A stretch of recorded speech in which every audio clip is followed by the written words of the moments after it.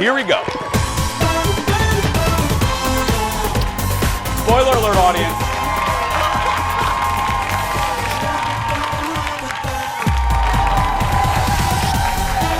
Hi, everybody. So pretty. Wow, good morning. Little curtsy. Hi, everybody. Thursday, people. Good morning. Welcome to the show. It is going to be a good day. Hi. Welcome to the show, everybody. Have a seat. Let's get started. Thank you. We are going to have some fun today. Our girl Kendall is taking a much-deserved day off. Please give it up for Miss Shannon over there. Hello, Miss Shannon. Good morning. Hello. I said this to you off air. You look phenomenal. Thank you very much. New hair? New hair. You look great. Thank you very much. There's a big switch because how long have I've worn my hair in braids for as long as you know me. That's yeah. A long time. Yeah. A long time. Mm-hmm. Do you like it? I like it. It's been an adjustment. I was gonna say, anytime you get new hair, you have to get used to it. Right. But I figured, it's 2019. You have a beard, I could get big hair. That's fine. Yeah. I think Swap that's it fair. up. Yeah. I know. And now I'm looking at.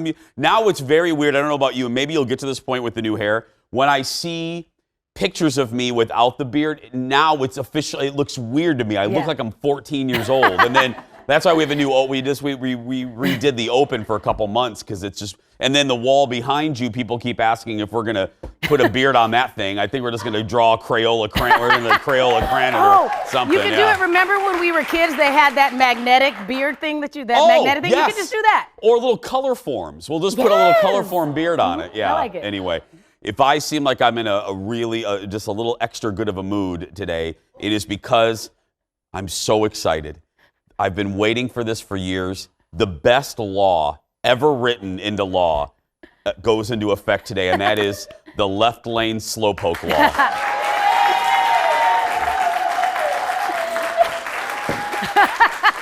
Shannon, I'm not joking. I have a busy day, so I'm going to be on the road a lot. I'm dressing up like Ponch and John from Chips, and I'm not joking. I'm going to be making citizens arrest today.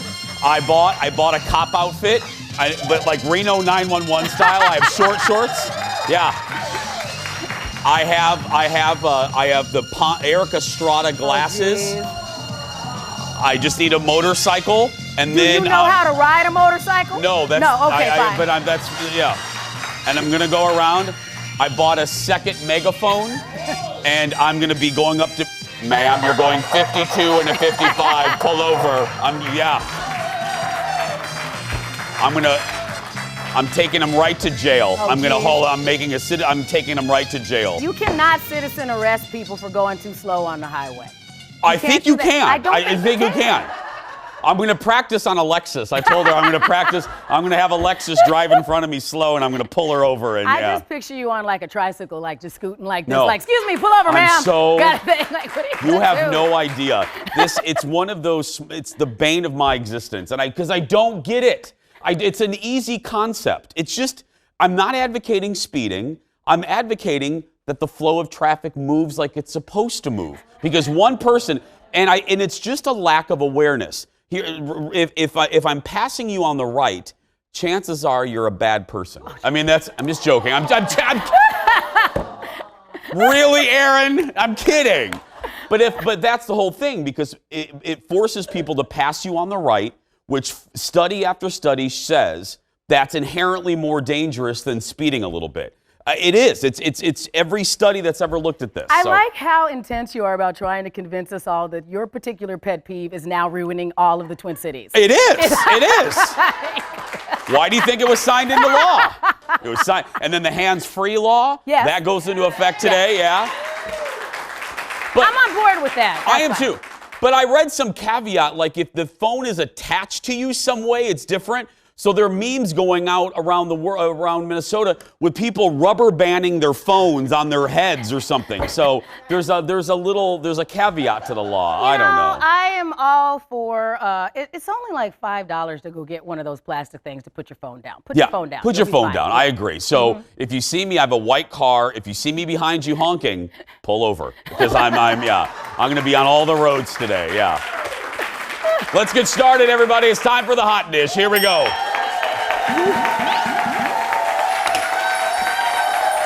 First up, it has been a wild year for Wendy Williams. We've covered most of it. So crazy, in fact, that the folks at Bravo have noticed, and allegedly they want her to join the cast of The Real Housewives of New York. Now, according to Radar Online, Andy Cohen wants Wendy on the show as well, and will do whatever it takes to get her, even if it's just for one season. Wendy, however, is not interested. Sources tell Page Six that she thinks the Housewives franchise is below her. Yeah. I don't know. Now, her feeling is, look, she has a pink chair. I mean, she says, I have a talk show. Why in the world would I do an ensemble show? You know, I concur. Why would she go in there She has all her own stuff. Doesn't she be in there and just do cat fights? Yeah. No way. Well, she said she would not allow them into her apartment. She wouldn't allow them full access to who she's dating. She goes, she would actually be a horrible housewife because of the limitations that she would put on. And she's right. If you're going to go on a show like that, it's as Bethany would say, go big or go home. If you're going to sign up for a reality TV show, you got to let the cameras in wherever, or just then don't do it. Right. Don't do it. Countess was like that the first couple of years. Oh, you shan't see my bathroom or my closet or anything. You're on a reality show. Plus, if you're Wendy Williams and now you're known for people need to follow your opinion, right? Yeah. If she's on that, all I know from the Housewives are the screechy segments that you have me watch. Yeah. You know, kind of thing. I don't want to watch her. I don't think that adds to her credibility for her to be screechy with one of those other ladies. And again, she has an hour every single day by herself. Why would she? If she has something to say, she'll say it on the Wendy Show in her purple chair. Yeah. Just like we do here. Right.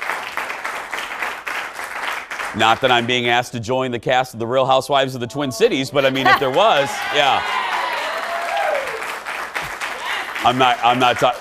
There were rumors, like, I think people tried to get this going, like The Real Housewives of Lake Minnetonka. Oh, geez. Like, that would be fantastic. Can you imagine? Or The Real Housewives of Wyzetta.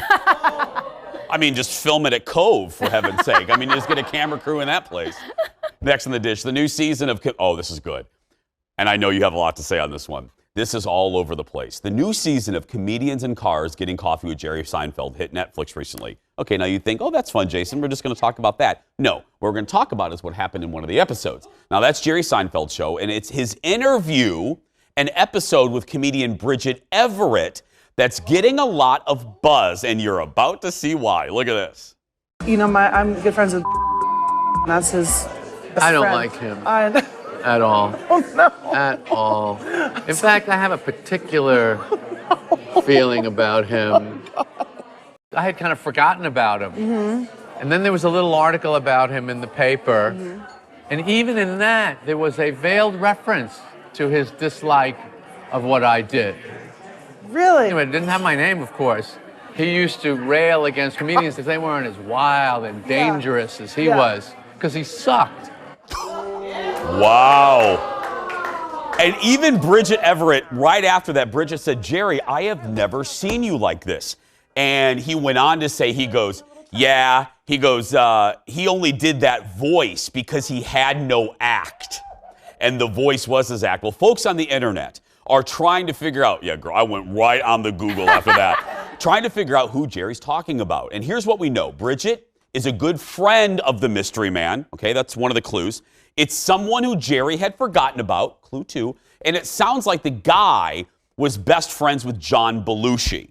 Now, the internet is putting all of that together, and like I said, I gave you the other clue about the voice. Jerry goes, he did a voice because he had no act. Bobcat Goldthwait. Yeah. Bobcat, it's Bobcat. Because so internet sleuths then went to Bobcat's Twitter account and searched and searched and searched, and I guess Bobcat had made some swipes against Jerry over the years. Now, you are bothered by this because you like Bobcat. I love Bobcat. Shannon, if you guys don't know, is a fantastic comedian, so she's in that world. So yeah. You like Bobcat? I love Bobcat. Bobcat is actually one of my favorite headliners that I've ever opened for. And I did a string of shows with him, so I love him. Now, with that said, he did have a lot of opinions on the style of comedy of other people. Now, he never said anything particular about that, but I could see him having that kind of opinion, and he certainly wouldn't be afraid to share it. Yeah. I've just, you usually see Jerry, and he's very tempered. I mean, he has opinions. I mean, that's half of his act. But when that happened, I rewound it. I'm like, ooh, this is what they were talking about.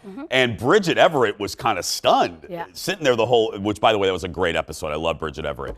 This whole season's really good. Well, there's always a big, if you're a Jerry Seinfeld, who is a writer-style comedian, and then a comedic actor-style comedian like Bobcat, there's always cat fights between those two kinds of comedy. Yeah. Because Jerry is very much writer. about, yes. Yes, the act and the constructing of the act. And then there are a lot of those, I have a lot less comedic time, but I have an interesting character.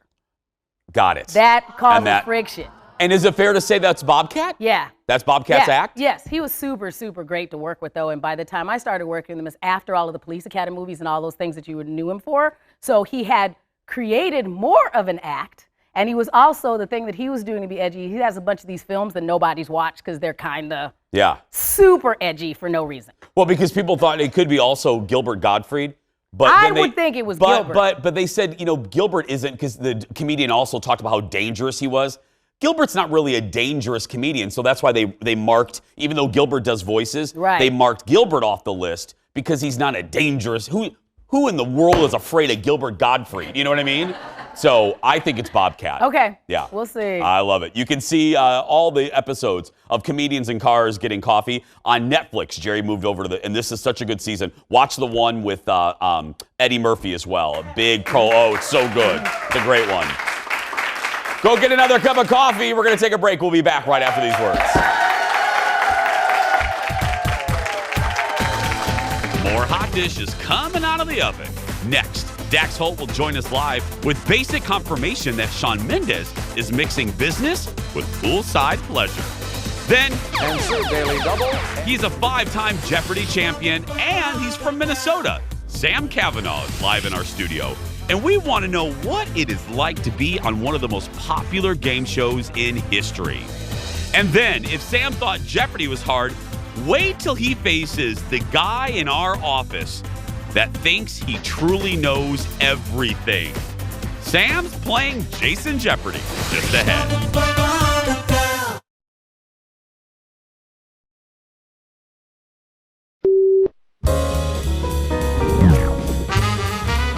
It is the number of awards that really matters. Yeah, matters most. I'd asked where you keep all these awards because you have so many Emmys, and there's only one trophy that you display in your home. Yes. And that is this one right here. Explain what that is. I'll tell you what that is. That is, I got a star on the Hollywood Walk of Fame a few years back, and they misspelled my name. And for true. It was the most extraordinary moment, and so I had them, they had to fix it. And I said, oh, save the misspelled part, that Julia Louis-Dreyfus. And so I have that, and it's a prized possession of mine, and it's just a good reminder to keep me in my place. Yeah. Can you imagine? Didn't they have a meeting? I mean, didn't they have a meeting there we should probably, if they're going to give you a star, shouldn't you triple check the name of the person? I don't know. It seems pretty easy. Julia Louis-Dreyfus on Kimmel last night. More hot dish for you. The Rock was on Fallon last night. They talked about his insane workouts, but also his guilty pleasure, which he posts to Instagram. Look at this. You also post your cheat meals. Yes, it's very important. The cheat meals. But look at your cheat. How do you look at? You were into pancakes. you were big into pancakes. I'm into pancakes. I'm into sushi, and like right there. At the same time. That is sushi and pancakes. Yes. Which I wouldn't recommend that, but no. Got to give it a shot. What else? Yes, even more sushi, sandwiches. Those are good-looking sandwiches. Oh, it's the best, dude. And for me, I mean, the cheat meals are, it's like church. You know? It's like because you work out hard and once a week you treat yourself and then, you know, I partake in that. Yeah. And I open my computer and I sit there. But here's the thing, I have to wait till everybody's asleep. That's the way I got to do it. I put the babies down to sleep, everyone goes to sleep, Lauren, everybody. So at like midnight, that's when you have your cheat. That's when and I'm like a troll, like, oh, yeah, and I open it up and what can I do? By myself. That's when you have to eat, That's when you have to eat like that. I remember in my 20s, I lived by Loring Park, and there was a McDonald's right down the road from me, and I loved the chicken McNuggets, and I was always ashamed to get the 20 McNugget just for myself, so I would always order 2 Diet Cokes, like I was fooling anybody. And then, I'll get the 20 McNugget, and this is when they had supersized fries. Remember the supersized fries? That were like as big as a 7-Eleven. I mean, these things were like, it was like this much. So I'd get the supersized fries and a 20 McNugget. And then, can I get 2 Diet Cokes? And she's looking at me like, I know you're eating all these by yourself. I ain't fooling anybody. I like that his cheat meal is still like, kind of healthy. See, I know, sushi. Exactly. I mean, that's not the most unhealthy thing. You know what mine is? When you go and get the German chocolate cupcakes from Byerly's and Lund's. Yeah. So I just get 2 and then have a little party with myself at home. Yours is German? German chocolate So you're a cupcakes. sweet? I'm a sweet person. You're a sweet cheater? Yeah, I'm fried food. That's my, I like sweet, but I don't crave it. Fried foods I crave. Did they get a smaller chair, or is the rock just that big? That rock is that big. Because he was like spilling over the chair. I was like, oh my goodness. Because that's the TV trick. It's called the Oprah Winfrey. And we're not making fun. I would never make fun of Oprah. But you get bigger chairs to make the guests look smaller. It's a trick on TV. Look at our chairs. I mean, that's right. You know what I mean? They're a little bit Ellen DeGeneres. Look at notice how small Ellen looks. Ellen has giant. Oh, I love the shot of the chairs. Yeah. Anyway. Yeah.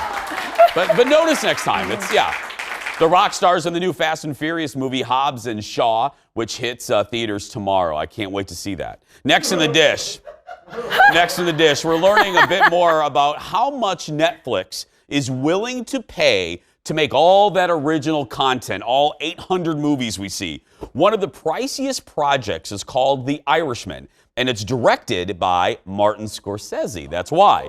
The trailer for the film dropped yesterday. According to the Wall Street Journal, Netflix is investing, you ready? $200 million in the movie, and that comes out to be about $1 per subscriber.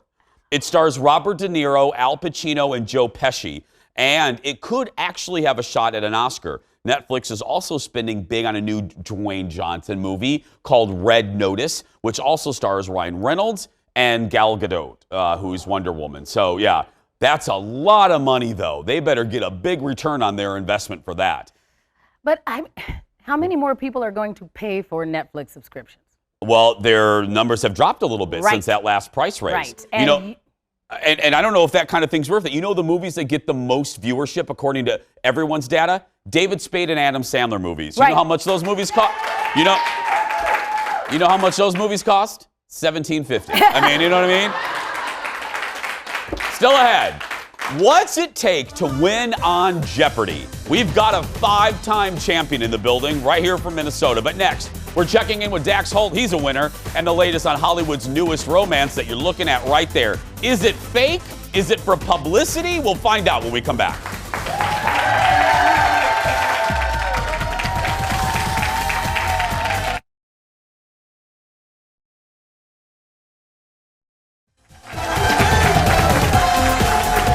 Welcome back.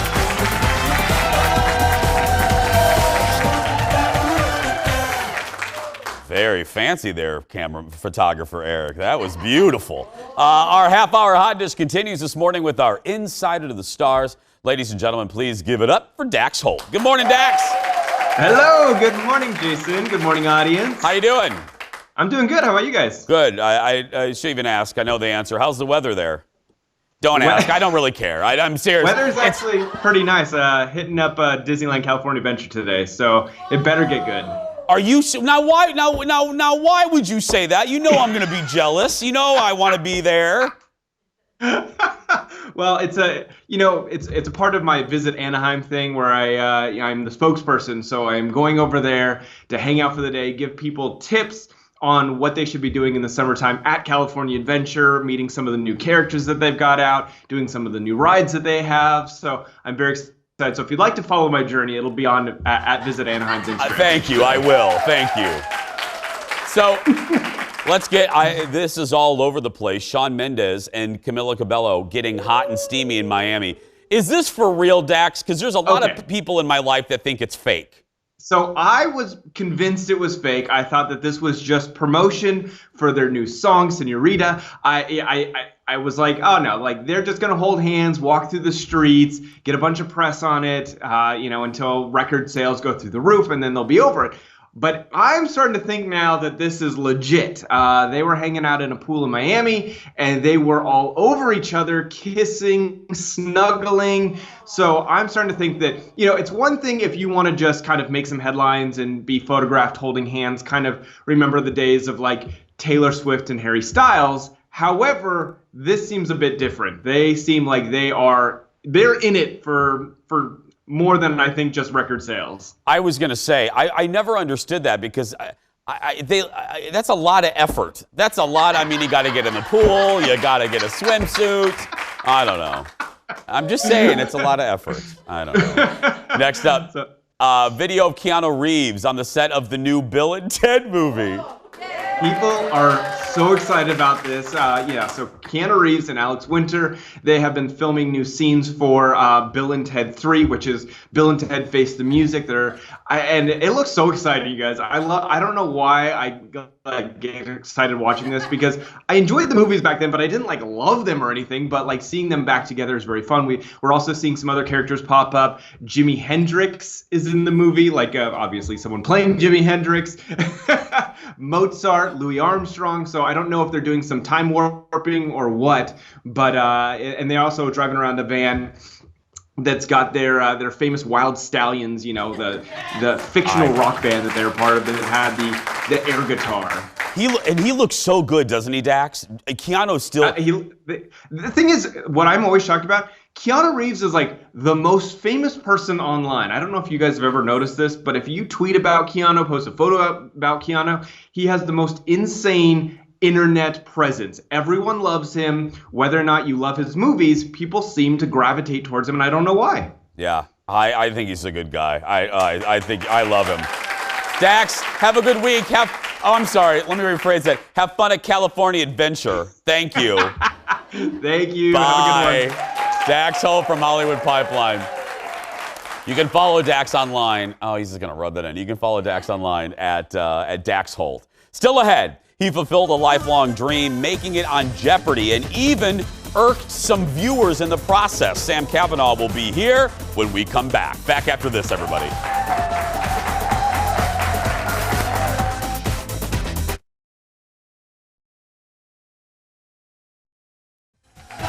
Welcome back. I'm excited for this conversation. Well, our next guest had quite the run on Jeopardy recently and also made an impression on the show's host. Here's a little sizzle reel the folks at Jeopardy made about Minneapolis' own Sam Cavanaugh. Look at this. Album cover 8. Answer, Daily Double, and your chance to take the lead away from Ryan. Let's bet it all. Okay. Who is Led Zeppelin? Yes. Nuclear power 16. Answer, the other Daily Double. What is Pakistan? That's the right country. A big payday for him, $38,001. Your senior thesis was called what? It was a thesis on the Minneapolis zombie pub crawl. I had to wear a costume as well. Of course. Yeah. We all have to at some point in our lives. Desert 2000? Answer there. Daily Double. What is the Red Sea? You picked the right one. And a 3-day total of $75,000. Did you notice our champion with a little bit of attitude today, huh? A little bit of attitude today. Ladies and gentlemen, give it up for 5-time Jeopardy champ, Sam Cavanaugh. Hi, Sam. I have so many questions because the whole business of this show and of television fascinates me. Let me start with there. It's a perfect ending with a little attitude because, as you know, the internet, some Jeopardy fans thought you were a little cocky. So A little bit. So do you do you read the comments, and B, what is your reaction to that? I have to say that, yeah, I read the comments, or at least people point them out to me. Yeah. Mostly they're overwhelmingly positive, though. Yeah. Those ones, it's sort of like at my first game, I was just so nervous the whole time that I was like, it's really hard to judge someone based on that behavior. Eventually, I just was starting to have fun. To relax, yeah. Because people don't understand, it's a lot different. People always say that, oh, I'd be really good at Wheel of Fortune. Yeah, until you're standing there with the lights And you on freeze up, yeah. So let me ask you that. Take me to the moment, because correct me if I'm wrong, this has been a dream of yours since you were a kid? Oh, absolutely, yeah. That you wanted to be on Jeopardy. Okay, so you've had this dream. Take me to the day, take me to the moment they walk you, because do they rehearse first? Do they show you your positions? They do a bit. So you arrive at 7:30 in the morning in Los Angeles, and I actually missed the van from the hotel to the place. Oh. Which added extra stress on top of it all, but I have to shout out my Uber driver who just drove really well and quickly and very to get me fast, there, and very fast. But yeah, they bring you out there. There's a few hours. You know, you go in the green room, and there's 14 other contestants there, and they're all just super smart, super curious, great conversations. It's like one of the best rooms you can be in if you just want to just talk to people about literally anything. You do a couple hours of rehearsal, signing legal documents, and then it's just, you know, boom, boom, boom. They tape 5 episodes in a day. I was just going to ask, so 5 a day, and you get done. So you walked out of there, you got there at 7:30, you walk out of the studio at what time? That day about 4:30, I believe. My first game wasn't until right before lunch, around noon. So it's your turn. They're like, okay, Sam, we're taping your episode. You go out there, you get in place. Take me to the moment. It's your dream. You hear the announcer go, "This is Jeopardy." How are you I did that pretty good. Are you auditioning? What is that like? You're standing there. You're not even in the audience. You're at the podium. Right. What's going on in your mind? I, at that point, was just ready for the game. You were? The returning champion was very, very good. I had just seen him win his 3rd and his 4th game by healthy margins. And so I was thinking, you know, I've prepared for this for years. It's just time to do it. Did you have a strategy? Yeah, I was all about strategy. And what was it? Well, I think the most important thing to know is to know what you know and what you don't know. Yeah. Which sounds simplistic, but in a game like this, it's extremely important with the categories. Absolutely. Yeah. Sometimes, the board doesn't go in your favor. So you just have to lay off the buzzer, because if you ring in, get it wrong, you have negative point value. Right? Yeah. I think in at least a couple of my of the 6 games that I played, I was not the most knowledgeable person on the stage, probably the 3rd most knowledgeable person up there. So really it was just about being patient, hitting different spots, jumping to try to find the daily doubles and bet big on those. You know, people were saying like maybe I'm too much of a gambler or something, and in my people in my life, and but thinking that it's not real money unless you win. So it's just points. I like that. They think, okay, people always talk about the buzzer, that there's a strategy. What does it feel like? Is it no, I mean, no. But is it a hard compression? Is it an easy button? Because people talk about that's part of the win is getting in there first. It's like a healthy ballpoint pen. I like that. Yeah. Sam, that is you nailed it. Okay, there we go. A healthy ballpoint pen. Yeah, so it's less about pushing it rapidly or quickly, and more about timing, I'd say. Because if you ring in too early, you're locked out. Yeah. For a half a second, which is forever in that Jeopardy time. Right? Yeah. So I think, especially my first game, I was just too amped up and was ringing in early, quite a lot. And then eventually just calmed down, got the timing down, kind of basing it off Alex's voice, looking at the lights when they come on to ring in as needed, and eventually just kind of get in the rhythm, get in the flow of things, and let everything else go. Were you more comfortable by episode 2, or when did you start going, you know what, I am Sam Cavanaugh, and I'm going to be just fine? Yeah, definitely episode 2. They bring you back. So after my first game, we had lunch right afterwards. If you don't make it to that point, they don't pay for your lunch. So at least I was, yeah. I know, right? It's like $11. Are you serious? Yeah, they're just like, they kick you out and say, all right, It's a good work. $1 billion Yeah. show. Yeah. They can give you a sandwich. Yeah. Okay, will you hold that story? Hold that. We got to take a break. More with Sam when we come back. Back after this. That is crazy.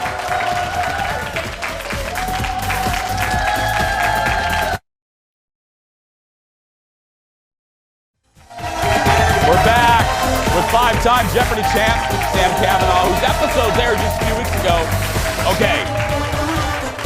Okay, back to lunch. Okay, so luckily they paid for your lunch because so continue so they paid for your lunch. You had a break. I had a break, and that was actually huge for me. Winning right before lunch, allowing myself a little bit of time to decompress and realize, okay, this is real.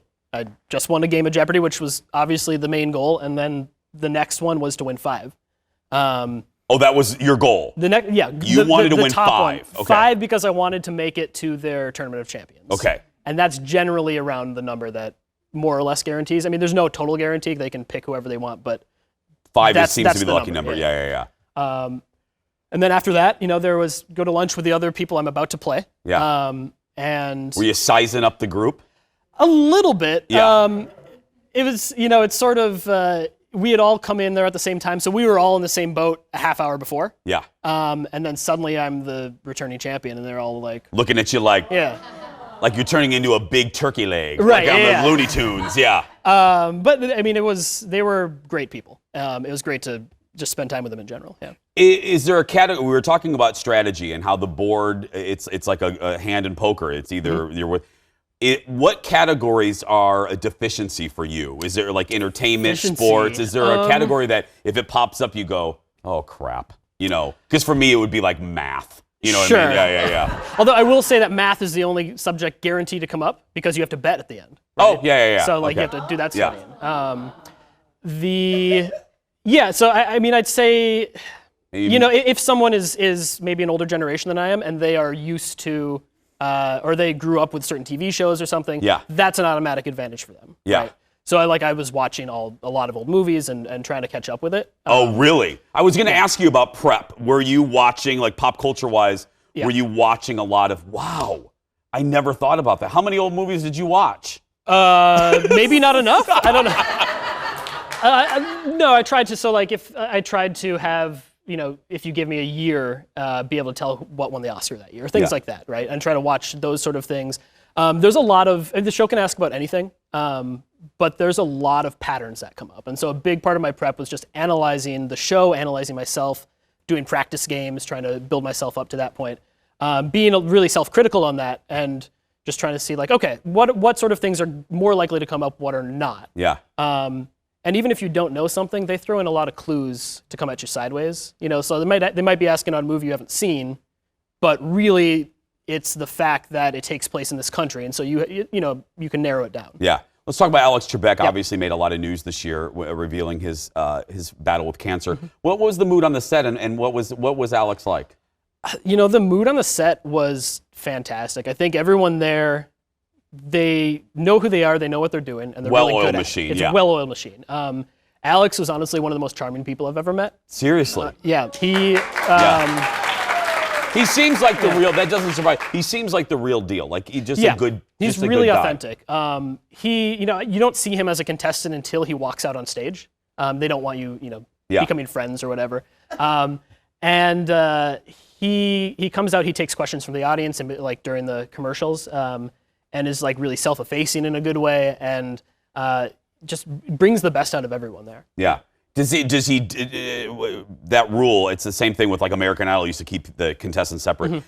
Are you not allowed to talk to Alex during the breaks? There's a separation you can once you've won? A little bit. So you see, if you watch the show, you see him talking to the contestants during when the credits are rolling. Yeah. And so he comes over, drops some pearls of wisdom, and then it just moves on, and it's 10 minutes before the next show tapes. So you just have to come in, change clothes. I mean, it's exhausting. There's an endurance factor there. It's like a marathon. Yeah. It's like a TV marathon. Really quickly, about 30 seconds. What do you do in your normal life when you're not kicking butt in Jeopardy? So I am a teacher by training. I was substitute teaching at the time. And I've worked in nonprofits teaching that sort of thing. I'm looking for always my next thing that I can commit myself to. Yeah. But you were a sub when you got I was a sub. picked. I had some kids quiz me on some stuff occasionally, which helps. Yeah. I bet that helped. Yeah, they were into it. So Thank you so much for Absolutely. coming on. Sam's sticking around, though.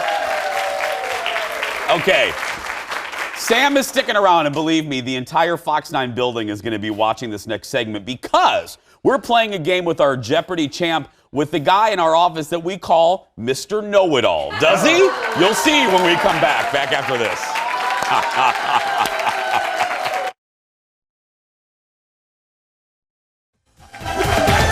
Welcome back, everyone. Well, it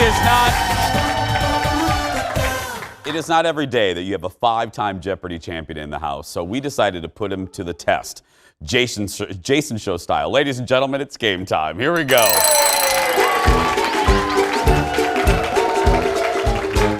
Today's game is called Jeopardy Jason Show Edition. I'm going to ask a mix of real Jeopardy questions, pop culture, questions familiar to our show. Playing today, 5-time Jeopardy champ. Give it up for Sam Cavanaugh, everybody.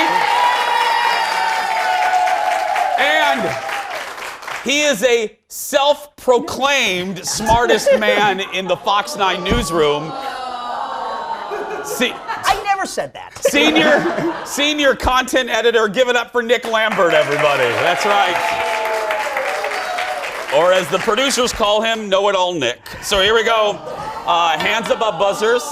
Hands above buzzers. Please remember you need to answer in the style of Jeopardy. And I'm saying that to Nick, not to you, Sam. Okay, here we go. Hands above buzzers. The category, reality TV.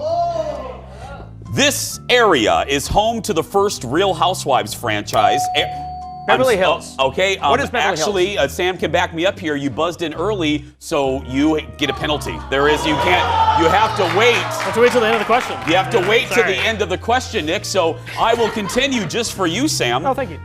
This area is the home to the first Real Housewives franchise that aired on Bravo and is about to start its 14th season. What is Beverly Hills? No, I'm sorry. I'm sorry. What is Orange County? What is Orange County? Okay, here we go. Hands above buzzers. The category, geography.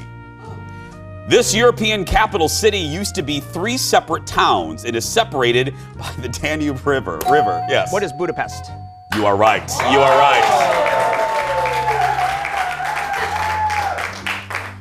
Please win, Sam, please. Because now I'm regretting this because if he wins, we will never hear the end of it. Here we go. Next category, music. This popular boy band featured 2 former members of the all-new Mickey Mouse Club. Nick. What is In Sync? That is right.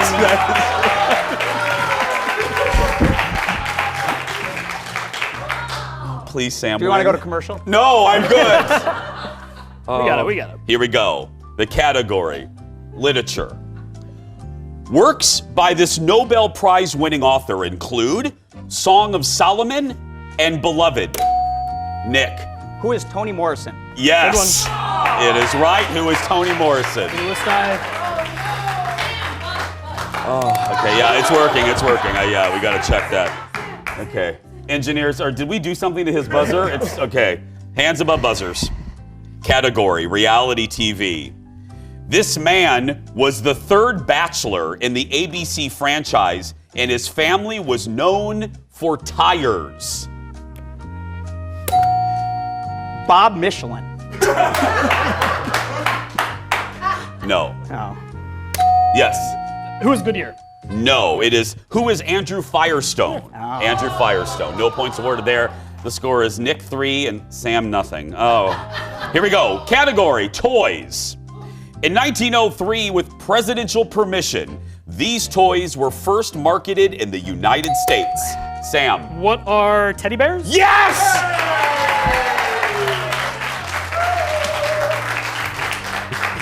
3-1. Oh, I literally have never prayed so much during this segment. Here we go. Hands above buzzers. Category, famous people. This singer, born in 1988, is known for releasing albums named after... Oh, I'm very sorry, Nick. Named after her age, including 19 and 21? Yes. Who is Adele? That's right. Who is Adele? 3-2. We are almost tied up. Here, oh, God, this is good. Here we go. Category, art. This Picasso painting, completed in 1937, is named after the Spanish town bombed by the Germans and Italians. Nick. What is Guernica or Guernica, depending on the pronunciation? You are right. My you wife's are an art right. historian. You are right. Yes. Okay. 4-2. This is such a big mistake. Okay, here we go. Category: television. This primetime show, based in a southern city, ran on TV for 14 seasons and was known for creating the cliffhanger. Nick. What is Dallas? You are right. You are right. We knew that was coming. I had an advantage there. Okay, here we go. Category: sports. The owner of the Atlanta Falcons earned his money from founding this popular chain of stores. Sam. What is Home Depot? Yes! Yes! 5-3. Here we go. Category: Emmy-winning TV shows. Original names for this TV sitcom that ended in 2004 included Insomnia Cafe, Across the Hall, and 6 of 1. Nick. What is Friends? Yes, it is Friends. 6-3. Okay, here we go. Category: talk shows. This former talk show host used to hand out donuts to people on the street to get them to be in the audience of her show. Sam. Who is Oprah? You are right. Who is Oprah? Oh. Okay. 6-4. Here we go. Music groups. At the peak of its popularity in 1996, this group's debut music video was played 10 times a day on a British TV station. It's Nick. Who are Oasis? No. Damn. Oh. Nick! Darn. Yes. Who is the Verve? No. Unfortunately, it is Who Are the Spice Girls. There we go. It pains me. Hold on, Nick. This is the worst moment in the history of the show to say the winner is Nick. Thank you, Sam. Thank you. Both are going home with the Jason Show mug. That's right. Yes. We'll be right back, everybody. Back after this. Thank you. Thank you so much. Guys, did you see The Bachelorette last night? Oh my God, she picked Jed over Tyler. But you know what? It gives hope for any douche with a guitar. Yeah.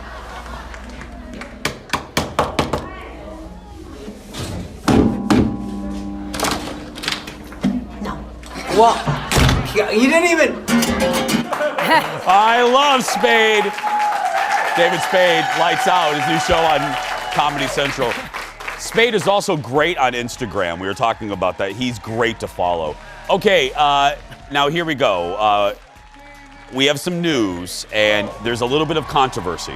We've heard from people in our building. We've heard from the judges. According to Jeopardy rules, because Nick buzzed in early twice, he should really have lost 2 points, and that means it is a tie. It is a tie. So, we will try to get Sam back on soon. Sam lives here in Minneapolis. Yeah. We'll have Sam back on. And don't you think it's fair we have to have a rematch? We can have a rematch. We can have a rematch just because nobody wants Nick to blow up like that. That's all. This is quite personal now. It's very personal because nobody in the newsroom basically wants to deal with Nick now. I mean, after that. So but my favorite part is that he was so like the. Oh, did you see him? He was so jittery, like ready. I'm like, calm down, Squirrely. Yeah. Okay.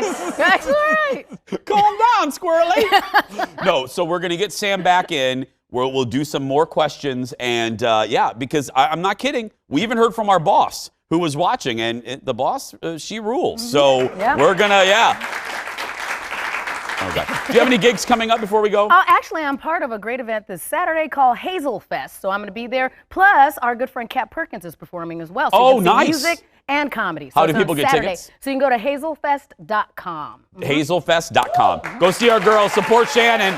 Tomorrow on the show, psychic Maria Shaw will be here. We're going to talk about her being right again in a big way. Plus, she'll go into the audience to give readings, and she has a reading for me for my birthday, which is on Monday. Oh, yeah. That's going to come up tomorrow. Right now, if you're watching and you're a kid that's being bullied, you go out there and be yourself because nobody can tell you're doing it wrong. Have a good day, everybody. We'll see you tomorrow.